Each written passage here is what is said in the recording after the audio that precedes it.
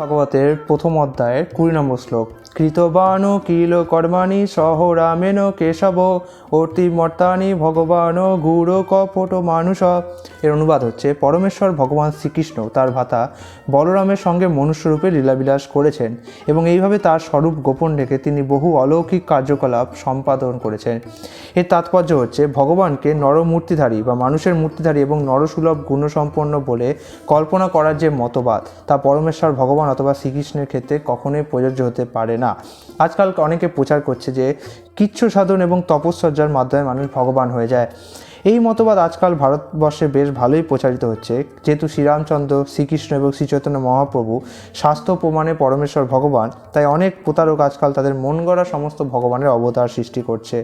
এইভাবে মন গড়া ভগবানের অবতার সৃষ্টি করা আজকাল একটা সাধারণ ব্যবসা হয়ে দাঁড়িয়েছে। বিশেষ করে এই বাংলায় যে কেন মানুষ একটু ভেলকিবাজি দেখিয়ে জনসাধারণের স্বীকৃতির মাধ্যমে ভগবান হয়ে যাচ্ছে। শ্রীকৃষ্ণ সেই ধরনের অবতার ছিলেন না। তিনি তার আবির্ভাবের ক্ষণ থেকেই পরমেশ্বর ভগবান। তিনি তার জন্মের পরেই তার মাতা দেবকীর সম্মুখে তার চতুর্ভুজ বিষ্ণুরূপ নিয়ে আবির্ভূত হয়েছিলেন।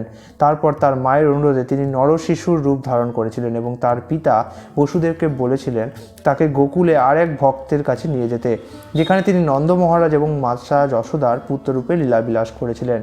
তেমনি শ্রীকৃষ্ণের অংশপ্রকাশ বলরামও বসুদেব আর এক পত্নী রোহিণীর পুত্ররূপে লীলাবিলাস করেছেন। ভগবদ্গীতায় ভগবান বলেছেন যে তার জন্ম এবং কর্ম হচ্ছে দিব্য এবং কেউ যদি সৌভাগ্যবশে সেই তত্ত্ব অবগত হতে পারেন, তাহলে তিনি এই জড় জগতের বন্ধন থেকে মুক্ত হওয়ার যোগ্যতা অর্জন করে ভগবত ধামে ফিরে যান। অর্থাৎ শ্রীকৃষ্ণের জন্ম এবং কর্মে অপ্রাকৃত তত্ত্ব হৃদয়ঙ্গম করতে পারলে অনায়াসে মুক্তি লাভ করা যায়।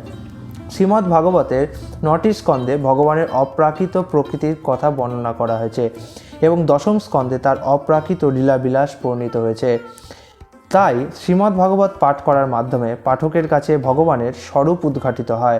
তো এখানে একটা জিনিস মনে রাখতে হবে যে ভগবান তার মায়ের কোল থেকেই তার দিব্য কার্যকলাপ প্রদর্শন করতে থাকেন।